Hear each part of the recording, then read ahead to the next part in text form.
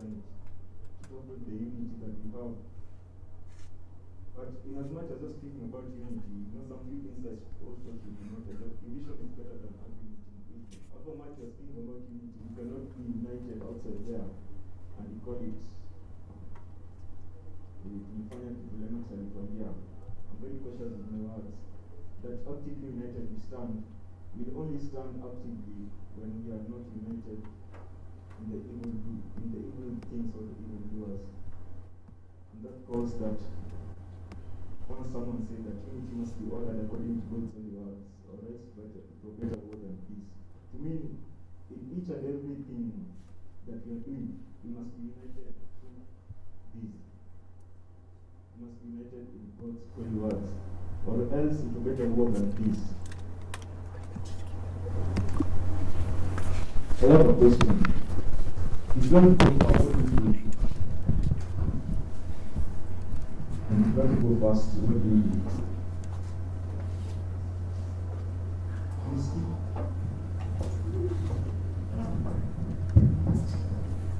Some minutes left.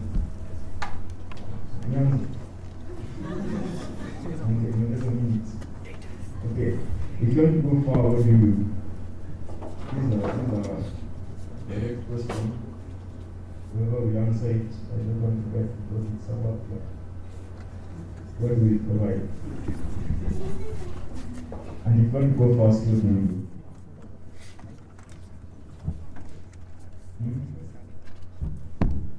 Let's answer. Let's move on.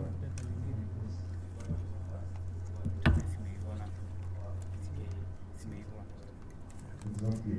If you want to go far, go with the team. And if you want to go fast, go alone. That is the way.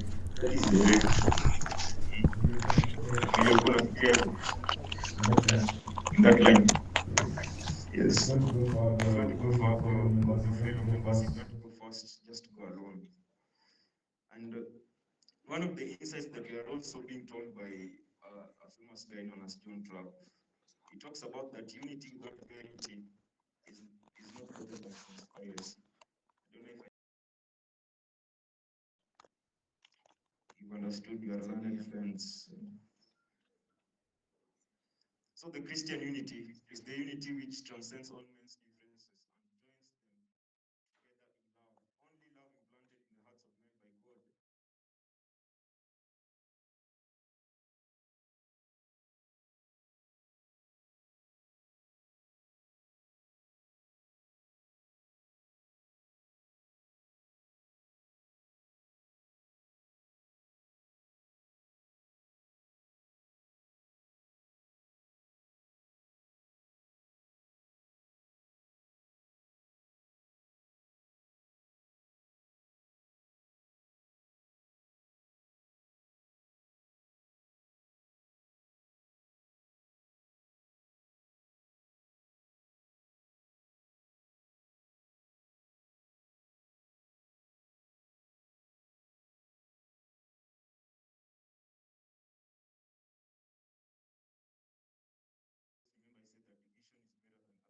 Evil. It's better you divide from that evil thing or evil doer than being united in him or her.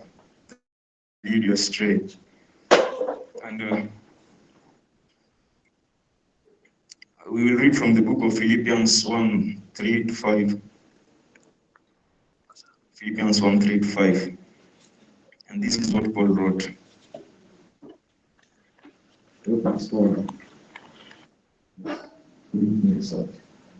So Philippians 1:5 says that I thank God in all my remembrance of yours, always in every prayer of mine, thankful for your partnership in the gospel from the first day until now.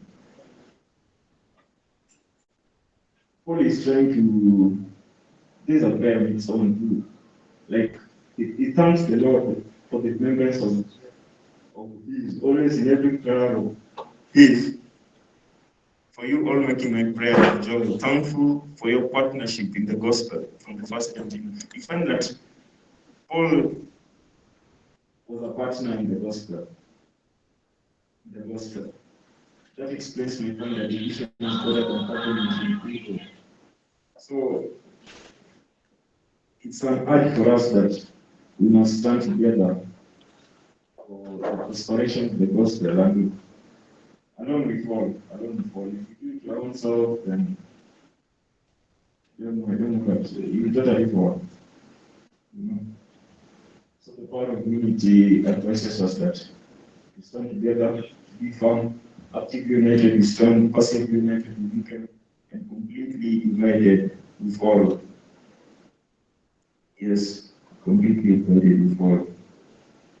So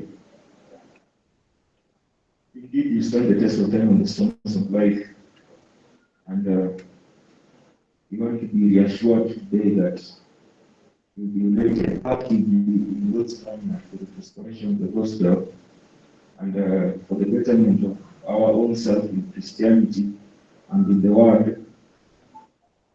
I believe I timed myself 5 minutes. You can stand up so that you can pray together.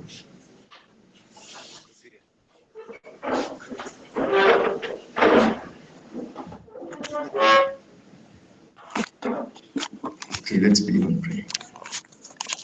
Father, Lord, we come into this day.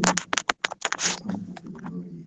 Thank you for the love, the mercies, the graces that you shown upon our lives, Lord Christians. Father, Lord, we thank you for the motherly that you taught us, the power of unity, and the unity of believers that you've always had, Lord Christians. May you strengthen, may you glorify, may you give us the best out of the best in the understanding of this word, Lord Christians. Lead us not to temptation, but deliver us from evil, and grant us the peace, Lord Christians. We thank you for the blessings that you've prayed in our lives. Thank you for the sound of this shorter voice that I have for people in presidency. Lead us in temptation, Lord, and the God for ourselves the blessings in each and every area of our life. Strengthen the bond, strengthen the love, strengthen the joy, strengthen each and every fruits of the Holy Spirit and fruits of all those different. Father, Lord, lead us, protect us. Bless this Sabbath, because it's on the Sabbath of Christmas.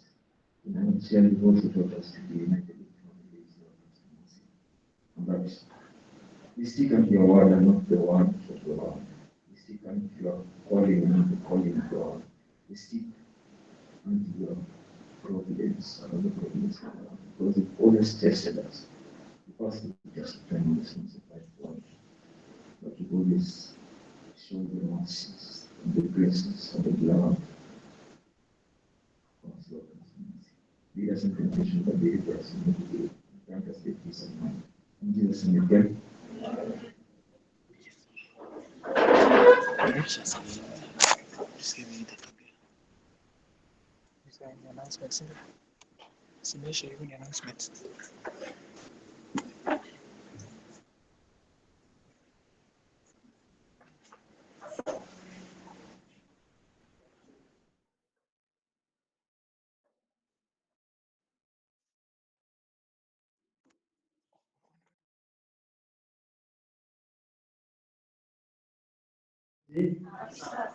So happy to see you from this side.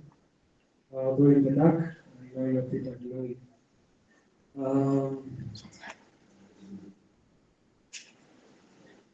I really want to thank God for the message that our God has brought to us about the unity. And I hope this will be alternative for us as books that it may be that some point in time we separated, but yeah, may that message speak to us. This evening, I really thank God that He has allowed us to see this Sabbath. It is our family life Sabbath. That's part of the announcements I'm going to make. Before we do that, I'll pray, and then do an introduction. Yeah, we end this business. So let us pray. Our loving Father and our God in heaven, we thank you for this privilege, a prerogative which is so special to your own people who are faithful to you. Which you see that even at this point in time, Lord, as we speak a few more things, as we say hi to each other, we've got a three make announcements here and there, Lord. May your glory be seen in this, and may Lord Father be uplifted, Lord, as even now we elevated. Please, I pray in Jesus' name. Amen. Well, I want to ask to do a brief introduction. I'll begin from the first years in the